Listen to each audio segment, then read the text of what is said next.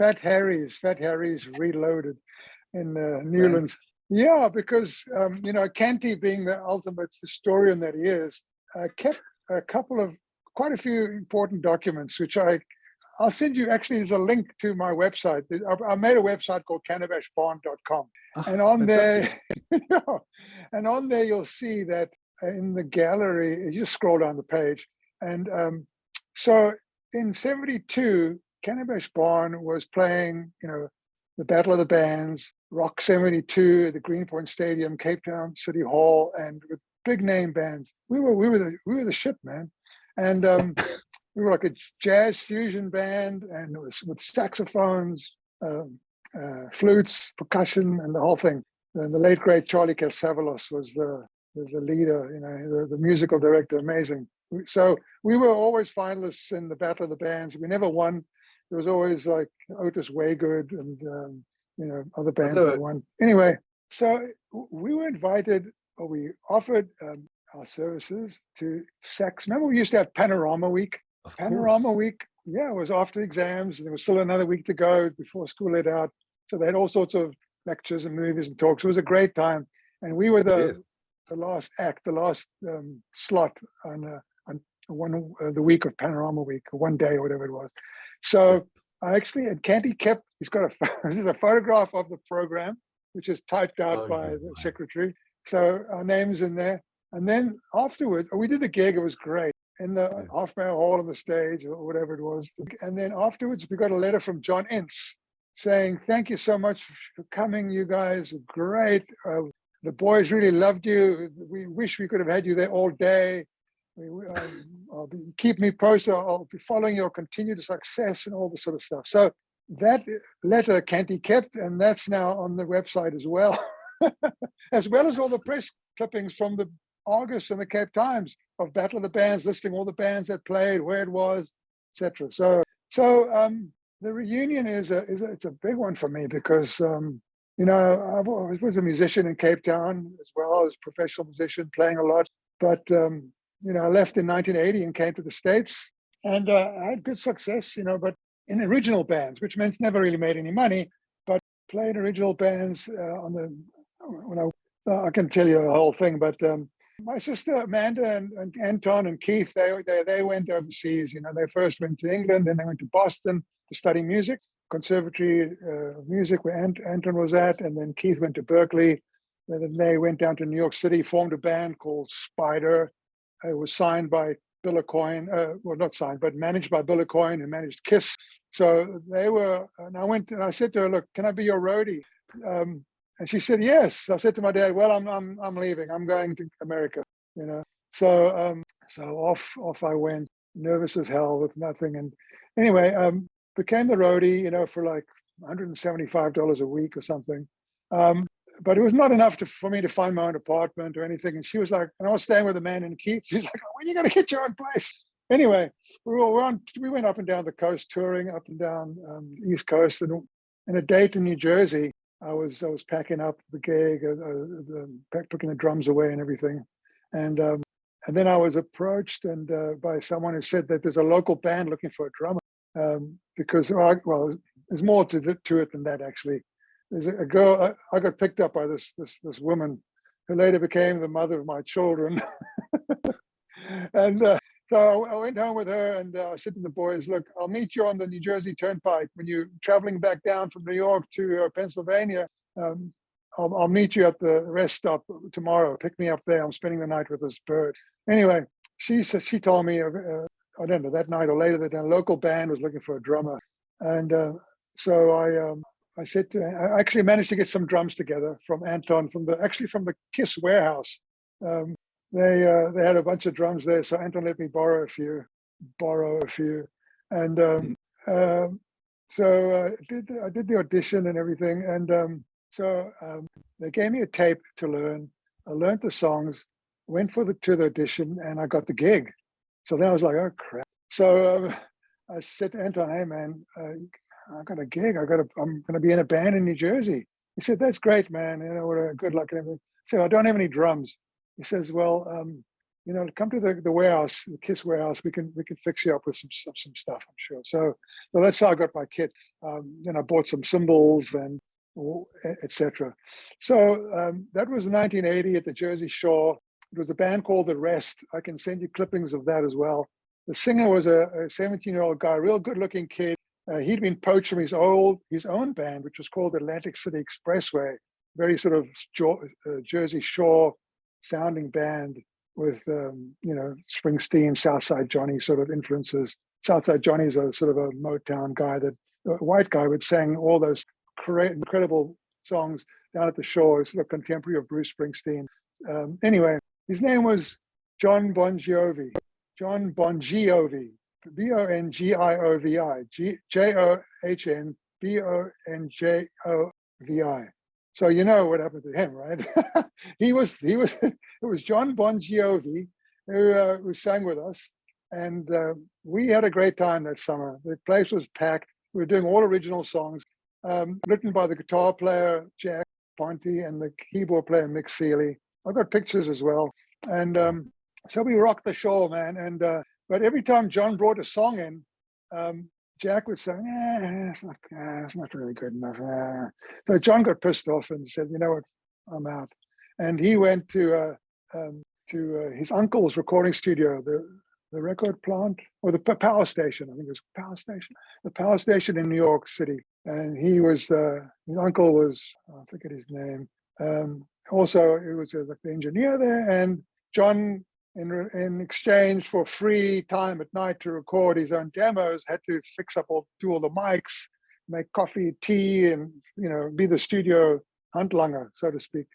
And he recorded "Runaway," and that was released as a demo, and it was picked up by a local radio station, WPLJ. And as the joke is, and the rest was history, meaning the band that I was in called The Rest. It was history. Anyway. So John did okay, and I went on to play with a bunch of other bands down there. Jack did okay. He was a great songwriter. He ended up writing for Alice Cooper and all kinds of people. So that's the thing about America. I just knew I'd have connection. I mean, if you can get into it, you can find a pathway. But then I had a kid. My daughter was born in 81. Candace is now. What would that make her, 44 or something, or whatever it is right now?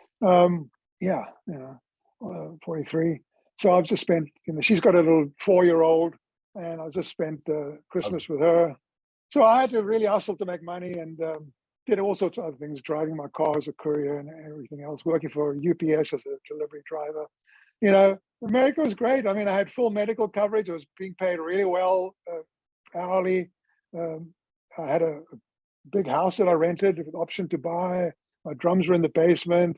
I was living the life, and then, so America was great. So after 10 years, got separated, got engaged to a girl, and had a band actually from Cape Town.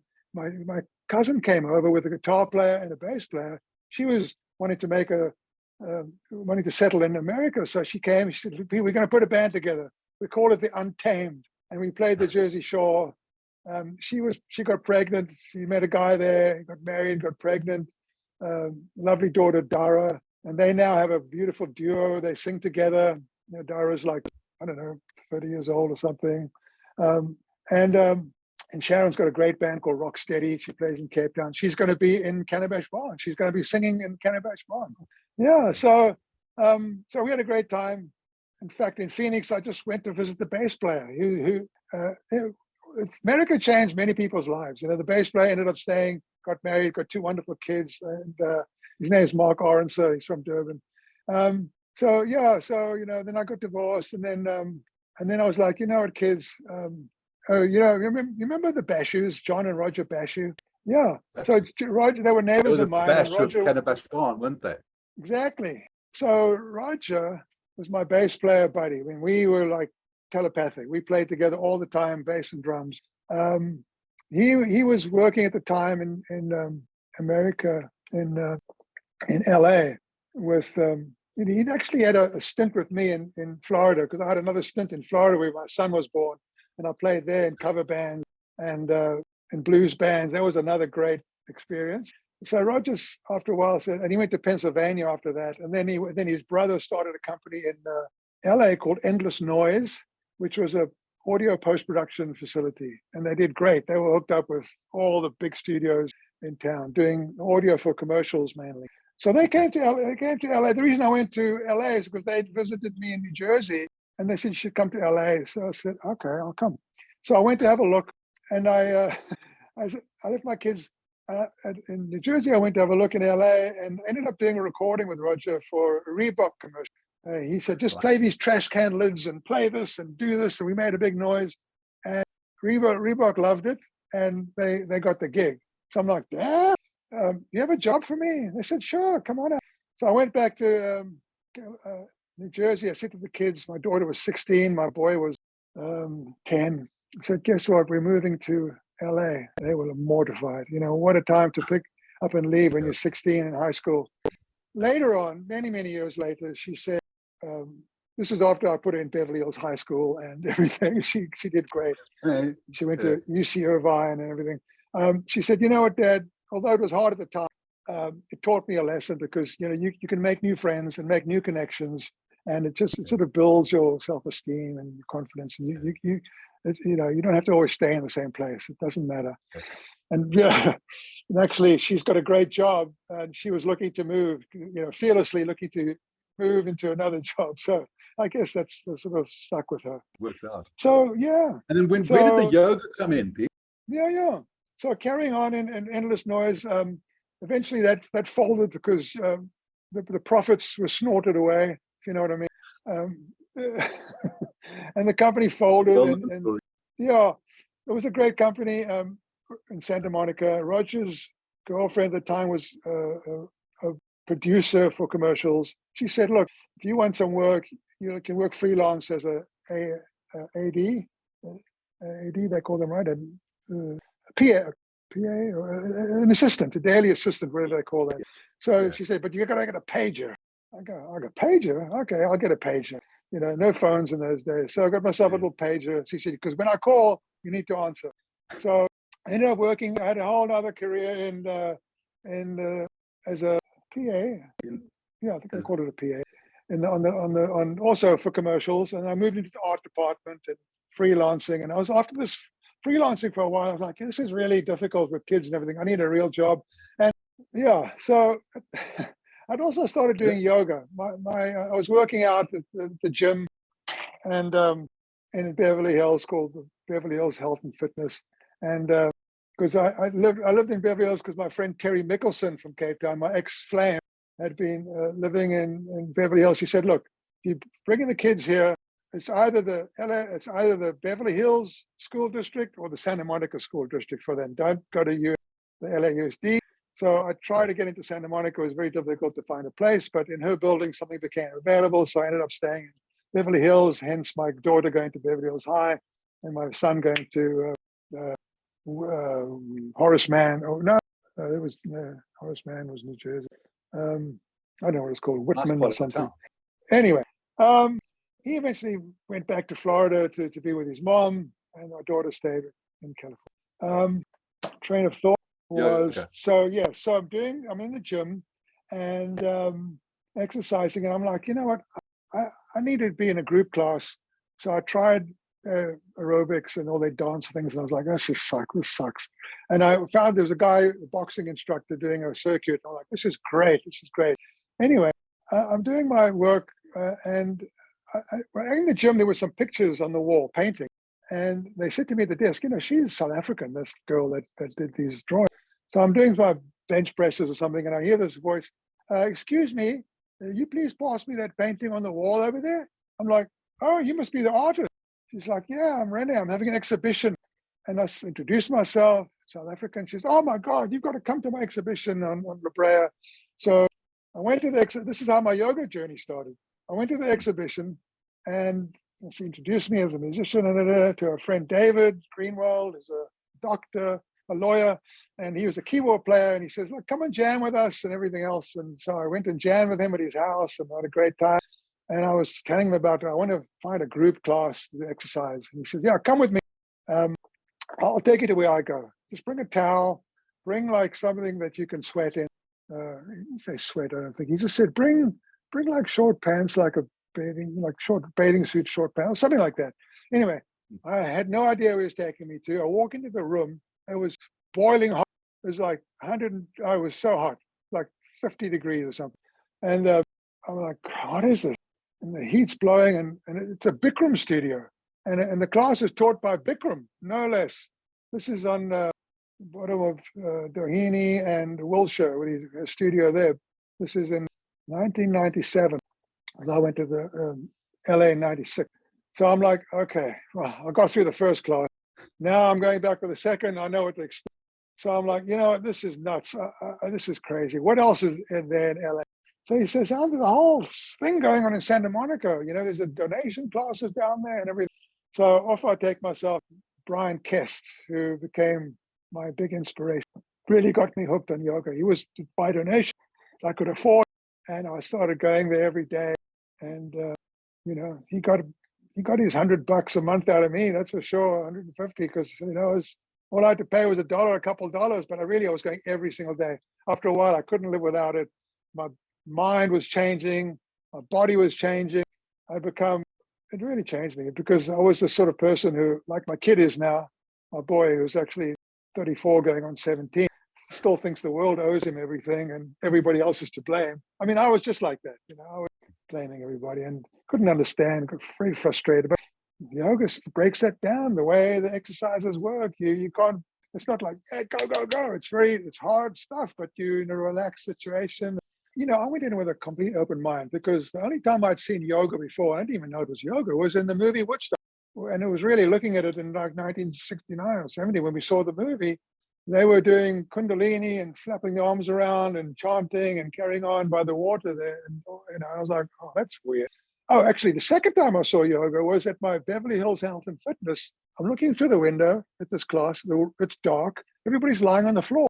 I said to the girl, what kind of exercise is this? She says, oh, that's yoga. I'm like, well, what the fuck is yoga about? If you lie on the floor in a dark room, I'm not even interested. Yeah. You know, so that's what I went into it with. I had no preconceived ideas that yoga would do anything. A lot of people get into it through meditation. I went to it from a physical thing.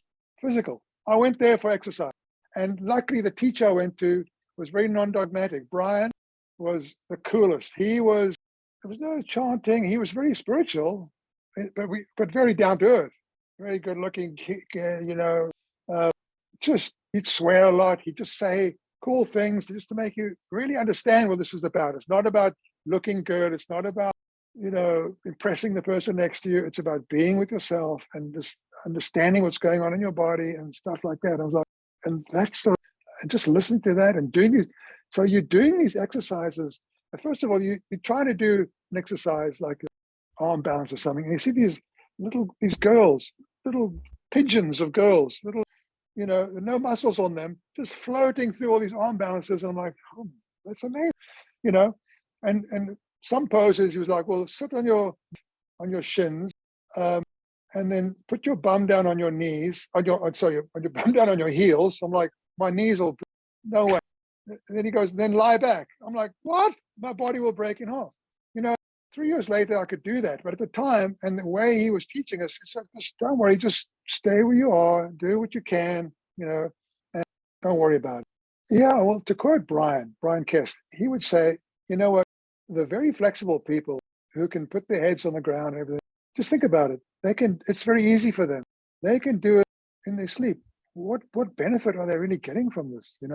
But the people that are inflexible, that have to work at it, that have to struggle to get to any degree of anything, they are the ones getting the most benefit out of it. So it's not that you have to be flexible in your body to go to start yoga. This is where you need the flexibility, your attitude. And so I would be called a lot of the times for people, which once I became a teacher, that's a whole other thing I'll tell you about. A lot of people would say, I don't want to go to yoga. I'm too scared. I'm too self-conscious. Come and teach me at home until I'm ready to go. And and that's what they would do. But I mean, coming from SACS, we were athletic, man. We played sports a lot, and so for me, it came naturally, you know. So I didn't really go through. I mean, I felt like, wow, look at that, but it was to me, it was like, well, that's what you can get to. I was inspired by that. But for people of our generation who might be overweight and everything, you got to find there's so many different styles of yoga, and within those styles, teachers will teach that style differently, and you got to find a teacher you gel with. And so, a lot of people have their first experience of yoga, and they might not. So there's this flow kind of Ashtanga move. It came from the Ashtanga thing, the movement flow, very energetic, and it's always moving and dynamic, and you sweat a lot. And I love that. That's my style. I needed to sweat because I'm not flexible by nature, right? I can't just walk it. I need to warm up first, and then I'll start to push my body. Then there's another style which is much slower. They'll explain each pose. They'll show you. You'll do it. They'll correct you. You'll have props to hold you in position, and it's amazing.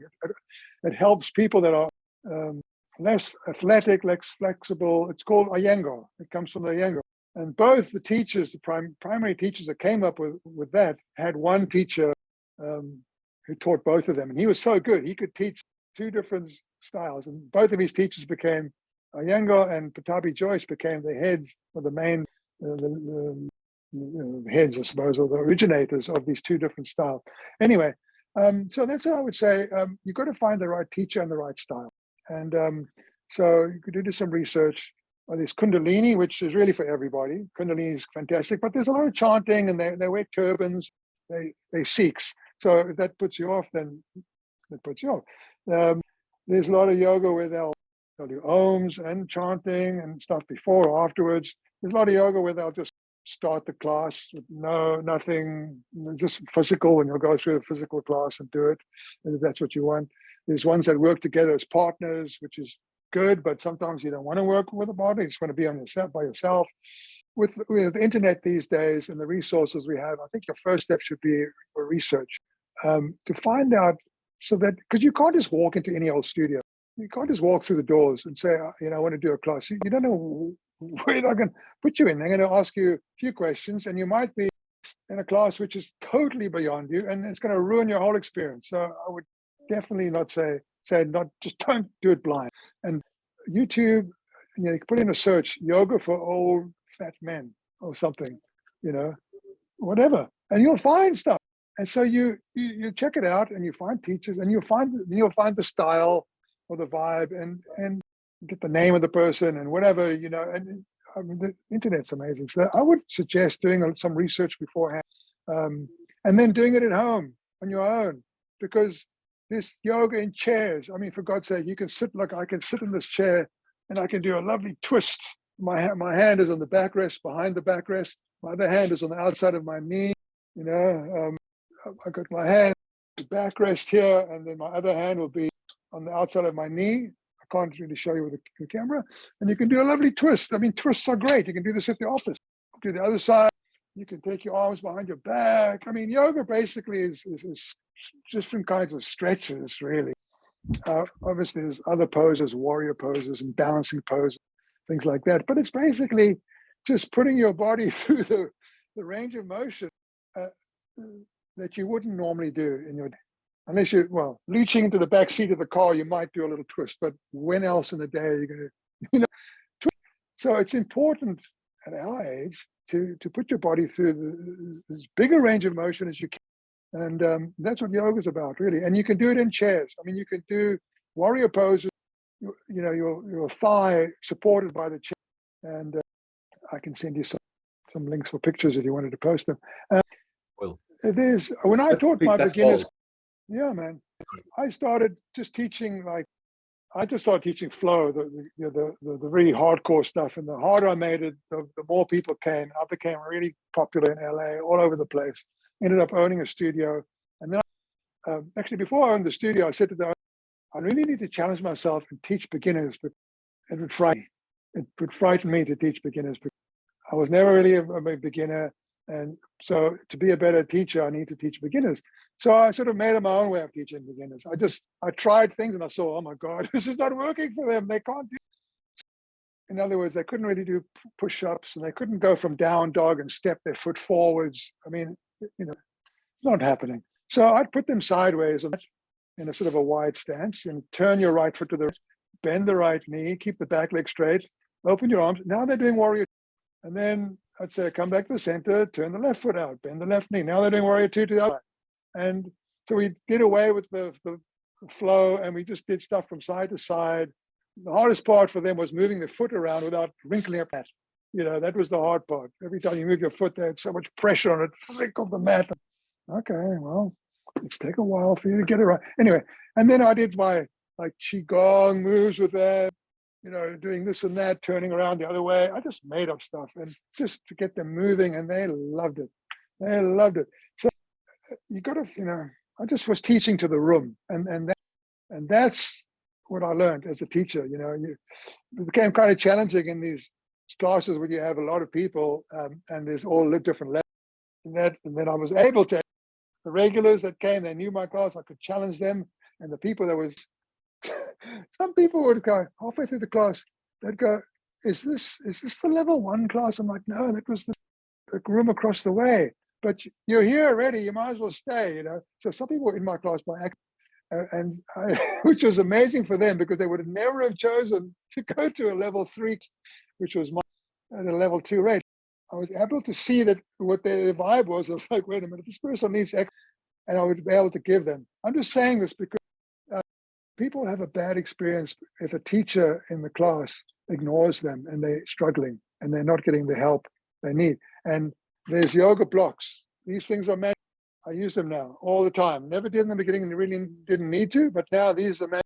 They just elevate you off the ground a little bit further. So when, like if you're doing downward dog, I'll do downward dog with my hands on the block. So when I step forwards, it's easy.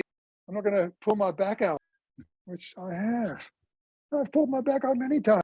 I've had a bad car accident in America, which is a whole nother story of freaking near-death experience, and I fucked my back up. And yoga helps. I mean, now I do my practice every day. I'm doing these back bends, which really strengthen your back muscle. But I remember one day I was doing crow pose and trying to get into a handstand from there, and I was really straining, and my back just popped. They used to call me Ringo at school because I never used to cut my hair, and Doug Brown would send me to the fucking secretary and get some money and go down to the Dean Street and get a haircut during the middle of English class, fucking come back with a short back and sides. I was fucking hard. Every few months, every time I needed a haircut, because I was refused to cut my hair. It was always over my ears and over my collar, and he thought I was Ringo. And so people, all you guys would say, hey Ringo, what's up, man? I've never been to Old Boys, the SACS Old Boys, because I went to Abbott's College for the last 2 years, which is another trip altogether. I mean, Peter Munich ended up marrying the Cosati, Anne Brown. We thought she was older than us. She was actually younger than us. Brilliant. Wow. And James Olivier said, call me James Olivier. And he was our sort of philosophy teacher. It was amazing. We had such a good time. The rugby, I had Alan Lamb, but we tried our best. But, there was nothing as good as a SACS rugby. I mean, I remember Ali Abrams and our unbeaten under 16A on our tour to Johannesburg. And we beat everybody up there. It was incredible. I mean, being at SACS was amazing. What position did you play again? They first put me in the front row, and I was like, no, my back is breaking. And then they put me in this lock. And then Hugo Hammond was a lock. How big he got. But then the other bigger guys. So I went to the flank, because I was good at sprinting and running and trying to get the fly off, and just being a free player to run all over the place. I loved, except when I tried to tackle my cousin Stanley van Emden at Wynberg, he would just strong arm me. Like I'd run and try and tackle him, I'd bounce off that guy. He's still big, He's still massive. Yeah. Does these push-ups every day, but no, and playing Port, it was gym. We'd show up there and they'd be in barefoot in the mud, and we're going to lose this game because we had to play barefoot as well. Barefoot rugby in the mud. Crazy. No, but SACS and the naughtiness we used to get up to. I remember smoking in the middle of the field there with Canty and Storr, who lived just across the other side on Kildare Road or whatever it was. And Stanley, the janitor, telling on us to Doug Brown, and because Doug Brown was a standing in for Whitefoot at the time. We all got big trouble for that, and being late for school and trying to sneak in between assembly and and when everybody else is moving around into class and trying to evade the prefects, making it many times, but getting caught lots of times. Not doing my homework, coming to school unprepared, being late for school.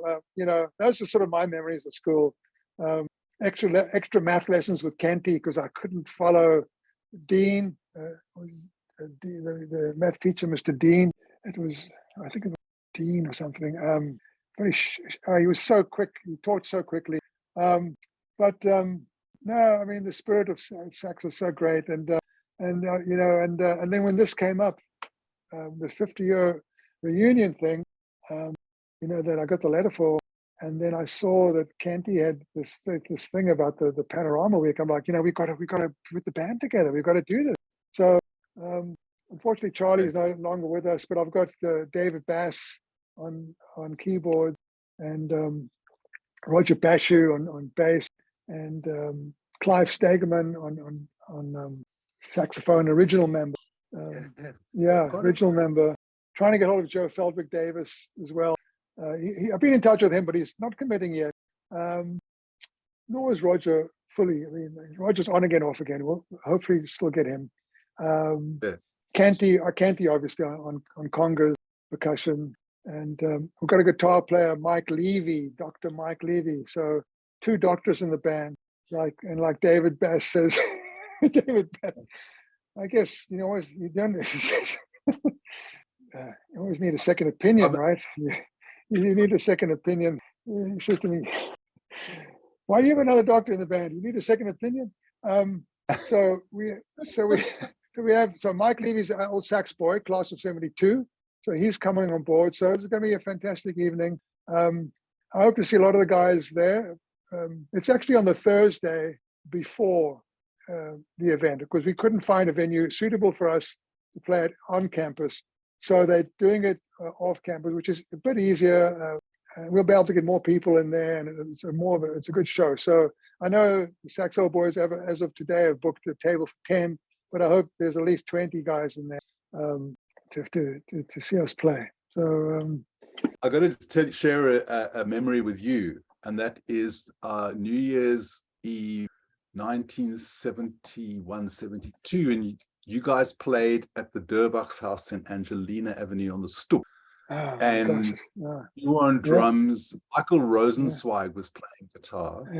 That wonderful SG Strat, probably.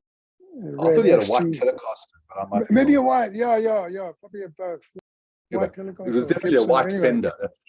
Okay. And you played, and don't forget, and then David Atwell on clarinet.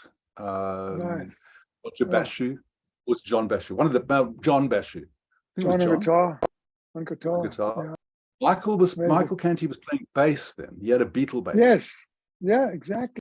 And I don't forget you guys. It was a great gig. It was fantastic. Standing in the garden there, it was absolutely. And you played Southern Man. Oh yeah! Wow. And so that thing, you changed lives that night. Oh my God! Lives. I think at least 3 bands were formed the next day. My musicians are a lot less competent than you guys were, but it was fun, Fantastic. But it was totally inspired by that. And I was there with the late Johnny Sandler, and what a lovely guy. A lovely guy, and guy from Rondebosch, Daniel Smoo. Yes. And the 3 of us decided on the spot we were going to get a band together. I hadn't played anything ever in my life. I didn't play guitar. Johnny played guitar, Daniel played drum, and I played bass because who's the worst guitarist in the band in those days was the guy who played bass. Yeah, you got 4 strings. You got 4 strings. You need to play one note at a time. You can get your head around it. Yeah. But I enjoyed it. It was fun. I mean, I was terrible, but I mean, it was great fun. It was real sort of pre-punk traditions. It doesn't matter how bad you are. You can still I mean, that's exactly the spirit. Yeah, the spirit got you because that's what got us. That's the only thing that was driving us was this spirit that you felt playing instruments and the effect it had on people. I'll tell you a quick story. It was the social media of those days. That's how our culture was expressed very much through music. And, absolutely, yes. And we were privileged, and we didn't realize that was such a great music scene at the time. even though there wasn't the industry, but there was a wonderful creative energy and lots of bands and opportunity. It started for me on bongos. It was about 6 or 7 or 8 or something, playing bongos, always hitting on stuff at home, pots and pans, and eventually got me some bongos. And Wayne and Stanley were taking guitar lessons from, oh gosh, they'll kill me if I forget his name. Famous guitar teacher in Cape Town, Mr. Somebody else. And he taught them a lot of stuff by the Shadows, guitar oriented music. Yeah. So I jammed with them, and then Amanda, and maybe even Barbara, sang along. So Stanley's mom, Thelma, God bless her, the late Thelma for them, got us a gig at the Marsh Memorial Home. And we were under 10. We were young, 9, 8. Marsh Memorial Home. Remember the days when the days we're speaking of back then, everybody, the big thing was to have an autograph, and you sign autographs. My book had a zipper. Yep, it had a zipper around it, and you could autographs. Give me autographs. So off we go to the Marsh Memorial Home, and we do this acoustic gig on bongo, acoustic guitars, vocals, and we claps and claps, and everybody's loving it so much. And afterwards, they come up to us and they ask us for an autograph. I couldn't believe it. I was like, I had no idea. It was the first live gig I did. I had no idea. That's when it clicked. That's when I understood at that young age the power that music has, the power of entertainment, and just makes people feel differently. Like you guys, and that's what Spirit carried us through to that gig that you're talking about. That's, and that's all that's driven me. And you know what's interesting? This gig in Cape Town is going to be documented. We have a guy coming, a semi-retired professional guy. He's coming to do it. Because to me, there'll never be another 50-year reunion. And Cannabis Barn was such an amazing band. Canty, Atwell, Bashu, and Barnett. And it's such a good time playing in Cape Town. And it's, we were just riding a wave, basically. You heard my whole journey in America, and I went there with that same drive, and I had, moderate success in New Jersey, in New York, Florida, and in LA. I played in a great original band as well. And it seems like my life works in periods of like 24 or 20 years at a time, roughly. In 24, I went to America, and 44, became a yoga teacher, 64, I decided I'm getting back into drums again, because there was a long time when I just played these electronic drums. I didn't really play live. When I was doing yoga, that was my solo career. I was a DJ with a great song list of rock songs. People were like, we love your music. I used to play Cream and Pink Floyd and Hendrix, everything in my classes. And I didn't play drums. I didn't really practice. I sort of gave it up for like 15 years, So 2018, I got back into it again and bought that monster drum set. And since then, I've been practicing and working at it. And not as much as I should have, because now I see what homework was all about. Homework wasn't about doing the homework. Homework was about the discipline of doing homework and developing that habit. And I never developed that habit. And drum practice is something I struggle with today. I'm sure any musician anybody trying to improve their skills knows you have to practice. I'm getting better at it. I do it every day, but there's so much to practice, so my head explodes and you have to focus and etc. But I see the next 20 years. Hopefully I get given 20 years, but I doubt it. But this period is like a homecoming. I've actually bought a condo, a place in Cape Town, and an Airbnb. So that's going to be it's rented out. It just opened. It's in Sea Point, and I'm going to be here for 3 months in Cape Town. And I want to reestablish myself in Cape Town. I have this vision of doing the Cannabis Barn Collective, where we doesn't matter, the lineup will just be whoever is available, students, young musicians. But I would like to just focus on the music of the 70s, late 60s and 70s, and do shows where you do like the best of Cream and Blind Faith, or the best of Traffic, the best of Santana, Steely Dan. We never had the chops back then to play Steely Dan. Now we do. We're doing a Steely Dan on the night. Hopefully the guys will still be in the set list. Anyway, that kind of thing, and have that's my dream. So my wife The second wife, who I met in America, is from Newland. Her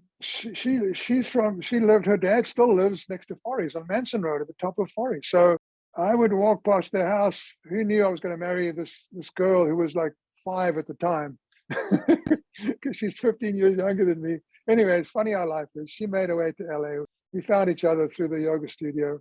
And every time we go back to South Africa, we have a great time. We just feel such a connection. The people, the quality of life.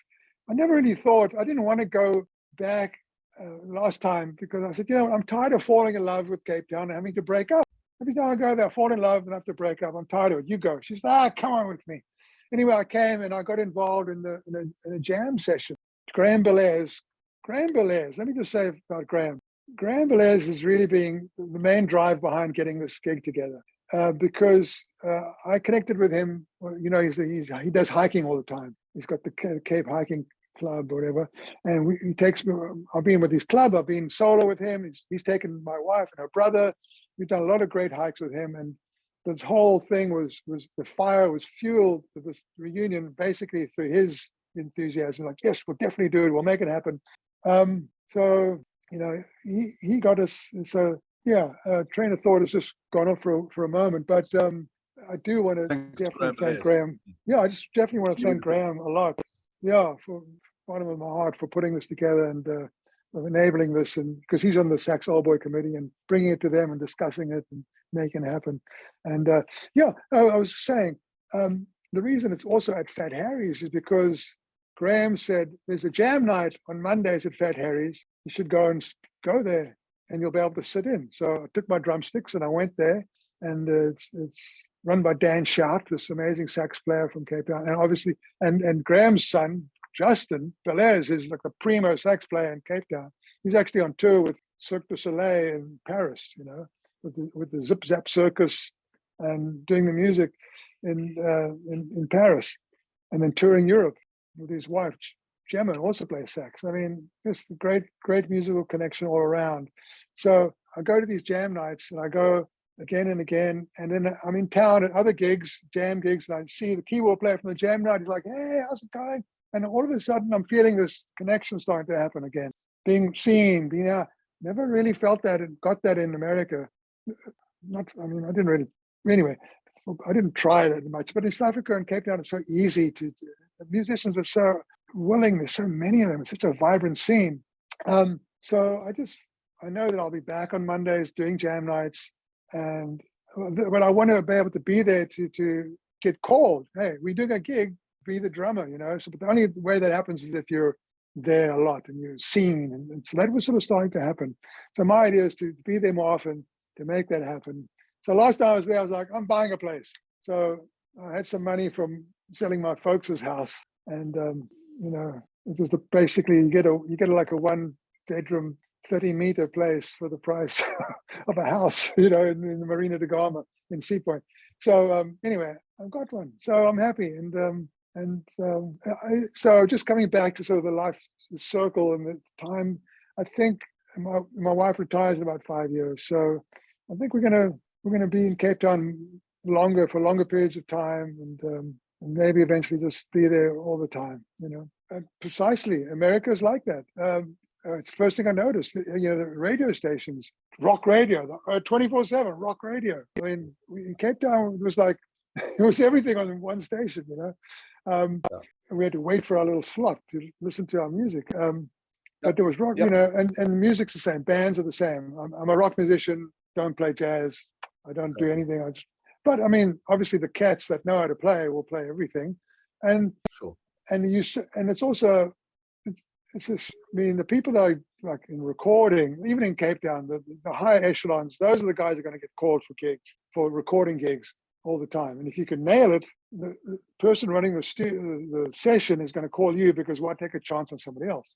So sure, you get called. So once you're in, you're in, and that's how that happens. And that sort of trickles down into sort of these higher class bands. It's just very hard to get into in a lot of these areas, in America as well. It's like that.